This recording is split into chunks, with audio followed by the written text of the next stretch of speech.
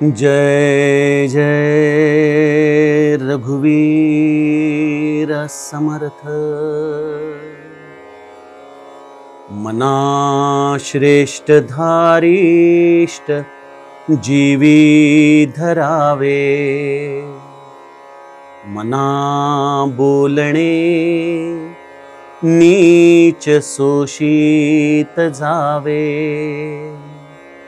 स्वये सर्वदा नम्र वाचे वदावे, मना सर्व लोकांसिरे नीववावे। जय जय रघुवीर समर्थ। श्रोता वक्ता श्रीराम समर्थ। जय जय रघुवीर समर्थ।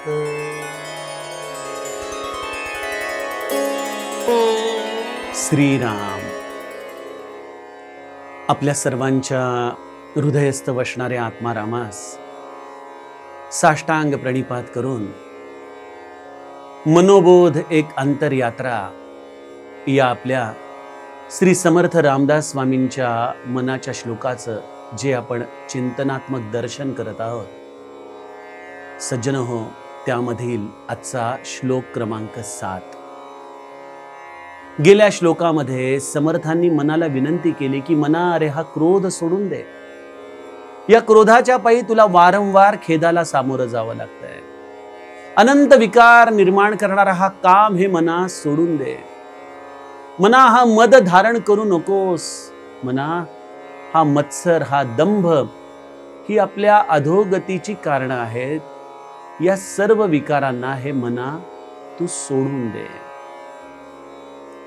अशा रीतीने समर्थांनी गेल्या श्लोकामध्ये मनाला सदुपदेश तर केला, पण आम्ही मंडळी या 7व्या श्लोकाच्या आधाराने जणू काही आपली कैफियतच समर्थांच्या समोर आधी मांडतोय। काय होतं आमची कैफियतीमध्ये? अहो, असं कसं बोलायचं नाही समर्थ? समोरचाच मनुष्य कसाही वागणार आणि आपण मात्र शांत बसायचं? बोललं पाहिजे ना, रागवल्याशिवाय कळणार आहे का त्याला? आणि कसं आहे, आमच्या आतमध्ये ज्या इच्छा आहेत त्या आम्ही पुरत्या नाहीच करायच्या का? आम्ही जे काही प्राप्त केलेलं आहे ते जगासमोर मांडायचंच नाही का? अशा रीतीने मनुष्य जणू काही आपली कैफियतच समर्थांच्या समोर या आजच्या श्लोकातून मांडतोय। त्याला समर्थ उत्तर देतात की बाळा ऐक, मना श्रेष्ठ धारिष्ट जीवी धरावे। मना सर्वश्रेष्ठ असं धारिष्ट तू धारण कर। काय धारिष्ट आहे? की जनी बोलणे नीच शोषित जावे। जी हलकी वचनं आहेत, दुर्वचनं आहेत, ती वचनं सहन करण्याचं सर्वश्रेष्ठ धारिष्ट हे मना तू धारण कर। आणि याच्या उत्तर देताना तू कशी वाणी वापर? स्वये सर्वदा नम्र वाचे वदावे। आपण मात्र अत्यंत नम्र शब्दांच्या आधाराने जनमानसात बोलावं। जरी समोरचा मनुष्य कितीही संतापून आला तरी देखील आपण आपली शीतलता सोडू नये। स्वये सर्वदा नम्र वाचे वदावे। आणि मना जनी सर्व लोका सिरे नीववावे, अर्थात सर्व लोकांना शांत मिळेल, समाधान मिळेल, अशाच पद्धतीने तू जनमानसामध्ये संवाद कर बरं। समर्थांनी मनाला एक फार मोठं आव्हान, एक फार मोठा गोल या श्लोकाच्या आधाराने त्याच्या समोर ठेवलेला आहे। बघा, धारिष्ट या शब्दाची व्याख्या आमची आणि संतांची किती वेगवेगळी आहे। आपल्या दृष्टीने धारिष्ट म्हणजे काय आहे? एखाद्या प्रसंगामध्ये एखाद्या व्यक्तीला अद्वा बोलणं, त्याची वाभाडी काढणं, त्याला 4 लोकांमध्ये त्याचा पाण उतारा करणं, याला आम्ही बऱ्याचदा धारिष्ट समजतो। आणि हे धारिष्ट आपल्याला धारण करण्यासाठी फार काही करावं लागत नाही. असं असतं ना की रसना अगदी छान उफाळून येते बघा, जेव्हा क्रोध येतो तेव्हा नाना प्रकारचे शब्द सुचू लागतात, नाना प्रकारच्या स्मृती चित्तामध्ये जागृत होतात. त्या व्यक्तीला बराचसा भूतकाळ आपण आठवून देतो. आणि या वेळेला आपण काय बोलतोय, कसं बोलतोय, त्या व्यक्तीचा किती पाण उतारा करतोय हे देखील आपल्याला लक्षात येत नाही. आणि आपण 4 लोकांना त्यानंतर जाऊन सांगतो, कशी जिरोली बघितली ना त्याची. अरे आपण काही घाबरतो का कोणाला? आपण बोलायला अगदी स्पष्ट आहे असं म्हणून पुन्हा आपलीच कॉलर आपण टाईट करून घेतो बघा. समर्थ म्हणतात, हे धारिष्ट ही तुमची व्याख्या झाली, पण धारिष्ट्याची व्याख्या ज्याला परमार्थाचा प्रवास करायचा आहे ना, त्याच्यासाठी काही वेगळीच आहे. कारण हा क्रोध उफाळून येणं हे तर सामान्य जीवाचं लक्षण आहे. अहो, एखाद्या प्राणी मात्राला देखील तुम्ही डिवचलं, त्रास दिला तर तो देखील अंगावर भुंकू लागतो, धावून येतो. त्यामध्ये मनुष्य धावून आला तर तो प्राणी मात्रांपेक्षा काय श्रेष्ठ ठरतोय? धारिष्ट काय आहे? ज्याला रामाकडे जायचंय ना, त्याचं एकच धारिष्ट आहे, मना श्रेष्ठ धारिष्ट जीवी धरावे, जनी बोलणे नीच शोषित जावे. आपल्याला न आवडणारी, नीच या शब्दाचा अर्थ अगदी तुम्ही डिक्शनरी अर्थ नका घेऊ, की जी आपल्या मनाला न आवडणारी, न रुचणारी, आपल्याला एक प्रकारे पाण उतारा करायला लावणारी अशा पद्धतीची जी वचनं आपल्याला बऱ्याचदा जनमानसामध्ये ऐकाव्या लागतात. समर्थ म्हणतात, धारिष्ट हे आहे की ती वचनं ऐकल्यानंतर त्याला शांतपणे ज्याला गिळता येतं तो खऱ्या अर्थाने धैर्यवान आहे. आता हे धारिष्ट ही टर्म तुम्ही सापेक्षपणे घेतली पाहिजे. एक आहे लौकिक आणि एक आहे पारलौकिक प्रवासाकडे जाताना. लौकिक प्रवासामध्ये तुम्हाला बऱ्याचदा लोकांना गोष्टी 4 सांगाव्या लागतील, पण तो तुमचा रोल आहे, ती तुमची ड्युटी आहे. तिथं तुम्ही कोणतरी ऑफिसर आहात, तुमच्या हाताखाली 4 लोक आहेत. ऑफिसरला या 4 लोकांना 4 गोष्टी चुकल्याच्या बद्दल सांगायच्या आहेत. तुम्ही त्या रोलला धारण केलेलं आहे, त्या रोलला ते स्वातंत्र्य आहे. तुम्हाला बोललं पाहिजे, सांगितलं पाहिजे. पण जेव्हा मी एक व्यक्ती म्हणून असतो आणि मी परमार्थाच्या पांथिक आहे, मी रामाकडे चाललेलो आहे आणि कोणीतरी वैयक्तिक माझ्यावर टीका टिप्पणी करत आहे आणि अशा वैयक्तिक टीका टिप्पणीने मला जर प्रतिउत्तर देऊन जर आतमध्ये क्रोध उफाळून येत असेल तर निश्चित समजा की या भगवंताच्या लीलेने रामाकडे जाण्याच्या मार्गापासून तुम्हाला विचलित केलंय, कुठेतरी तुम्हाला भरकटवतंय. अशा वेळेला काय करावं? माझे समर्थ म्हणतात, जनी बोलणे नीच शोषित जावे. सोसा, सहन करा, ते गिळायला शिका.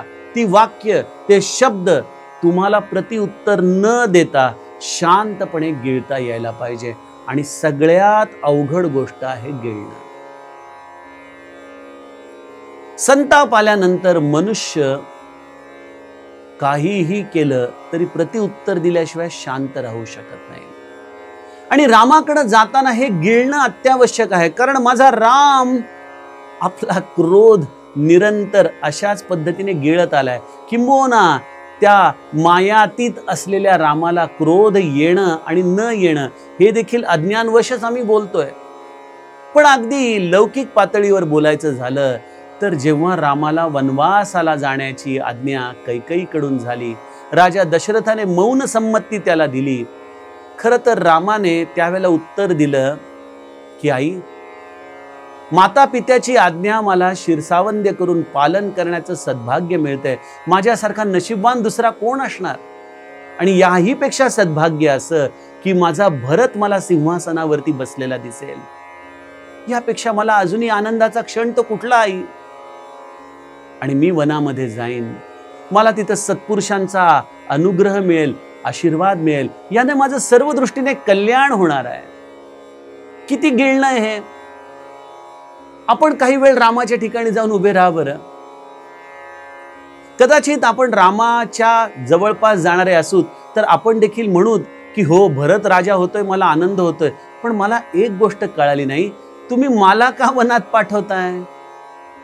आजच्या भाषेत मुलांच्या बोलायचं झालं तर तुमचा व्यवहार आहे, त्याची शिक्षा मला कशाला? आणि हे अगदी रास्त आहे.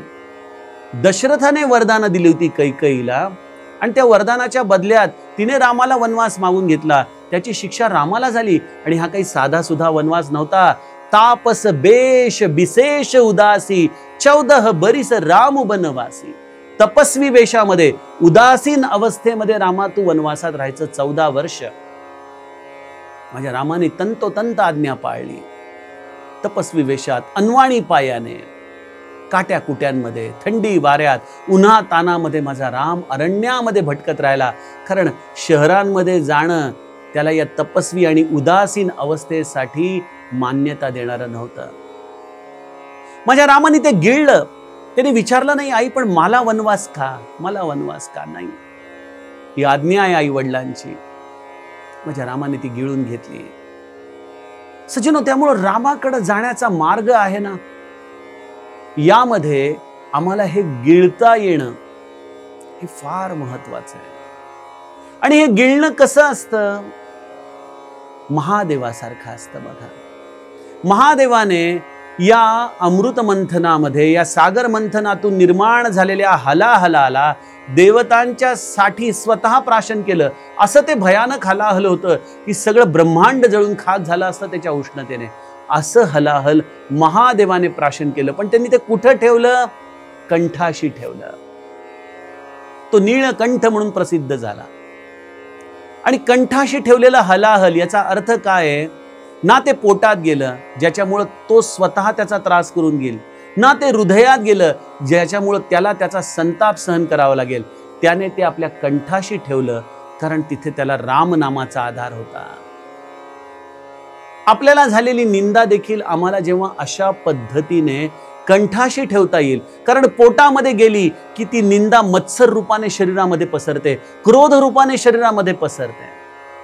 आणि हृदयामध्ये गेले तर ती दाहकता निर्माण करते, संताप निर्माण करते, त्या मनुष्याच्या विषयी मत्सर निर्माण करते, त्याचा मी कधी बदला घेईन याची स्मृती निर्माण करते. पण कंठाशी ती धारण करण्यासाठी धारिष्ट लागतं. आणि ते धारिष्ट त्याच्याकडेच असतं ज्याच्याकडे रामनामाची उपासना आहे. म्हणून माझे महाराज म्हणतात, जगामध्ये तोच खरं कार्य करतो ज्याने उपासना केली आहे, ज्याच्या मागे उपासनेचा जोर आहे.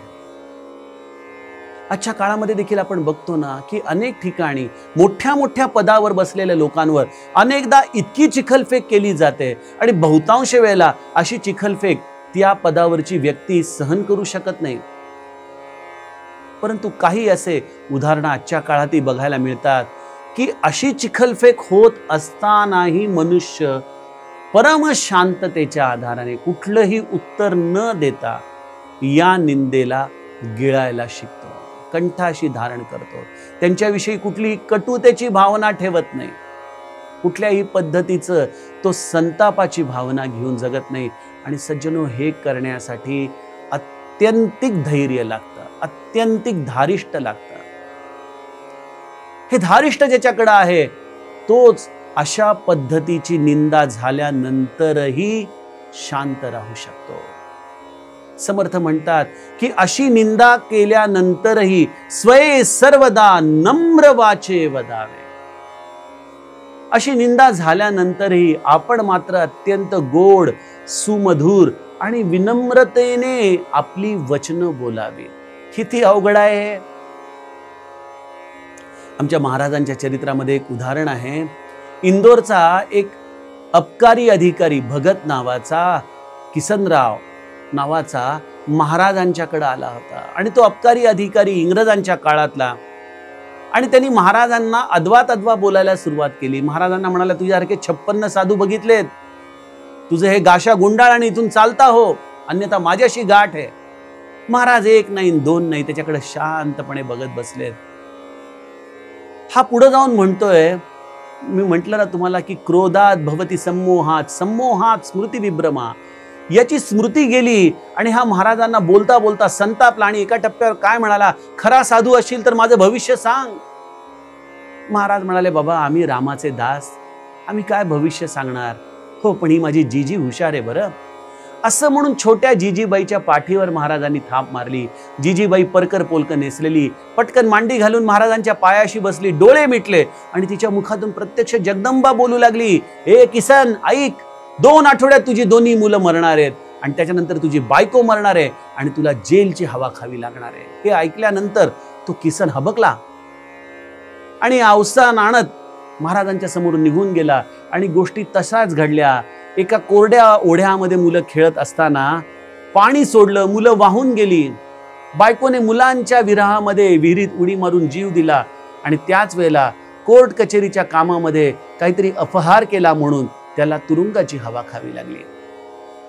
काही दिवसांनी तो तुरुंगावरून बाहेर पडला आणि महाराजांच्याकडे आला. त्याला वाटलं की आपण साधूचा अपमान केला, त्याचंच आपल्याला हे फळ मिळालं. महाराजांच्या जवळ येऊन म्हणाला, महाराज माफ करा हो, मी तुमची निंदा केली, त्याचं एवढं मोठं फळ का हो मला महाराज.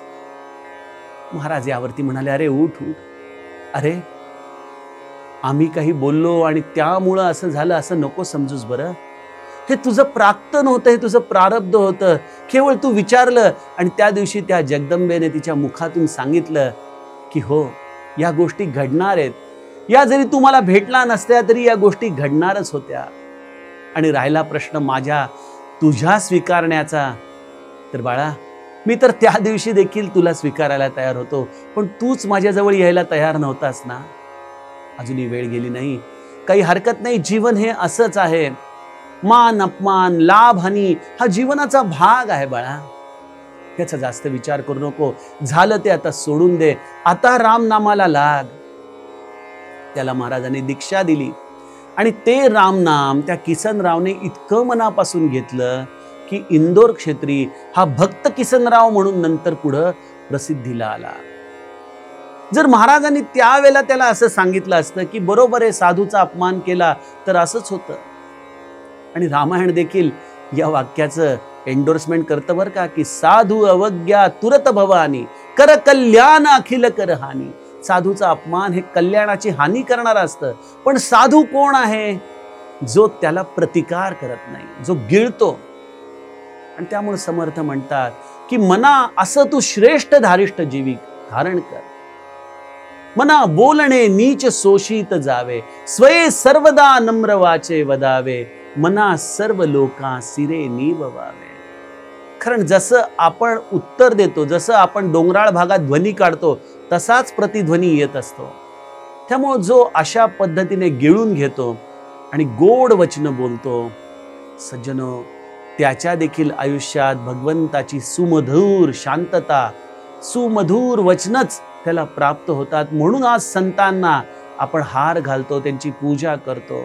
ही सगळी या संतांनी जी ही तितिक्षा, जे हे गिळायची विद्या शिकली, ही त्याचीच फलश्रुती आहे की आज सर्वजण या संतांचा गुणगौरव करत असतात. असं हे विलक्षण समर्थांनी दिलेलं धारिष्ट्याचं शास्त्र आपण आज गुरुकृपेने समजून घेतलं. उद्याच्या सत्रामध्ये पुढील श्लोकाचं आपण चिंतन बघूया. जानकी जीवन स्मरण, जय जय राम.